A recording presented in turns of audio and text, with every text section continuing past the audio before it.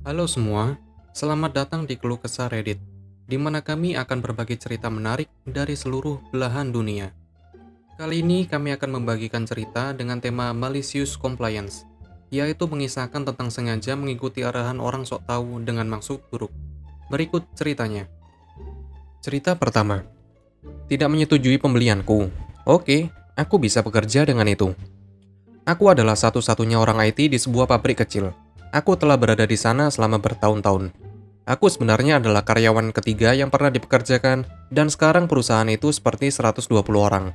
Aku sangat hemat, tetapi dengan cara yang cerdas. Aku menyelesaikan banyak hal dengan sedikit uang, dan selalu menguntungkan perusahaan. Pemiliknya mengakui dan menghormati ini.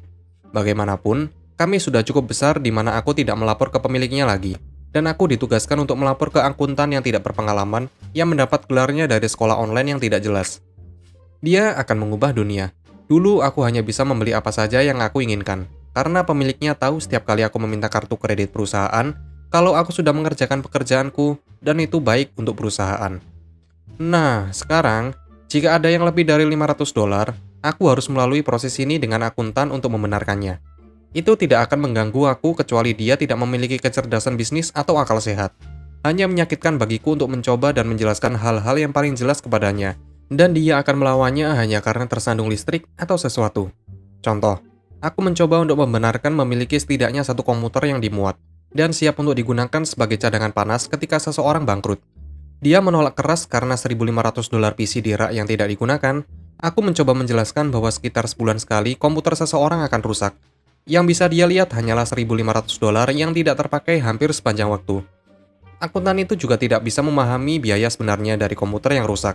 Kalau orang tersebut tidak dapat lagi melakukan pekerjaannya secara efektif, bagian tidak mendapatkan pesanan, pekerjaan tidak dipercepat, email tidak dikembalikan. Aku harus meninggalkan segalanya untuk bereaksi terhadap situasi ini. Bermalam di beberapa bagian. Biaya dampak sebenarnya bagi perusahaan adalah beberapa ratus dolar setiap bulan. Akuntan tidak bisa melihat, memiliki cadangan akan membayar sendiri dalam setengah tahun atau lebih. Setelah setengah jam memperdebatkan ini, aku mendapat pencerahan. Aku menyerahkan formulir persetujuan permintaan kepadanya, dan memberitahu akuntan itu bahwa dia benar, dan aku pergi. Setiap pembelian di bawah $500 tidak memerlukan persetujuan sama sekali. Sekarang tidak ada yang pernah aku beli lebih dari $500. Aku tidak membeli komputer cadangan. Aku membeli 3 sebagai bagian, dan merakitnya menjadi komputer. Server, penyimpanan jaringan, mengapa membenarkan ke akuntan itu yang tidak akan mengerti? Beli saja lebih banyak suku cadang, dan rakit sendiri. Monitor ganda untuk semua orang, beli satu persatu. Cerita kedua. Kamu ingin lebih detail dalam laporan status mingguanku? Oke, di sini ya, nikmatilah. Kembali di awal 2000-an, aku bekerja sebagai insinyur software di tim insinyur software. Artinya aku menghabiskan banyak waktu untuk menulis kode, memperbaiki bug, cacat, gangguan, dan lain-lain. Rilis software perusahaan berjalan dalam siklus, dan secara teratur masuk ke siklus perbaikan bug selama berminggu-minggu. Bosku membuat laporan status mingguan yang dia kirimkan ke bosnya dan beberapa manajemen menengah lainnya. Dia menulis ringkasan tim, dan kemudian memasukkan semua laporan status kami yang kami kirimkan kepadanya dengan kopi dan paste. Saat kami berada di salah satu siklus perbaikan bug itu, laporan statusku tampak seperti minggu, bulan, tahun, bekerja untuk memperbaiki bug. Isyarat malicious compliance pertama. Bos minta aku berikan lebih detail. Sekarang laporan statusku tampak seperti minggu, bulan, tahun, bekerja untuk memperbaiki bug, daftar nomor bug 1, 2, 3, 4, dan seterusnya. Isyarat malicious compliance kedua. Bos mengadakan pertemuan dengan aku, dan berbicara tentang detail yang lebih baik daripada hanya bug, meskipun hanya itu yang aku dan anggota tim lainnya telah lakukan. Kami memiliki argumen kecil tentang ini di mana aku mengatakan kepadanya jika aku memberikan lebih banyak detail, tidak ada yang akan membacanya. Itu tidak berjalan baik dengannya. Dia pada dasarnya mengatakan kepada aku jika itu terkait dengan pekerjaan yang sebenarnya, masukkan ke dalam laporan status. Laporan status baruku terlihat seperti minggu, bulan, tahun, hari pertama. Bekerja pada bug 1, 2, 3, 4. Tidak ada petunjuk. Pergi ke ruang istirahat untuk minum kopi.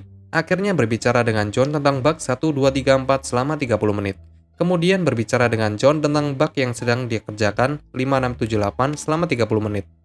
Dalam perjalanan kembali ke mejaku, bertemu Jen yang meminta bantuan aku tentang bug yang dia kerjakan. Menghabiskan 20 menit di lorong berbicara dengan Jen, kami berdua tidak tahu apa-apa. Mendapat bug 2, 3, 4, 5 yang ditugaskan kepadaku, tapi aku masih mengerjakan 1, 2, 3, 4. Keduanya adalah prioritas tinggi. Terus bekerja pada 1, 2, 3, 4. Pergi makan siang dengan Jack dan Jill. Kami akhirnya mendiskusikan bug yang kami kerjakan selama lebih dari 2 jam.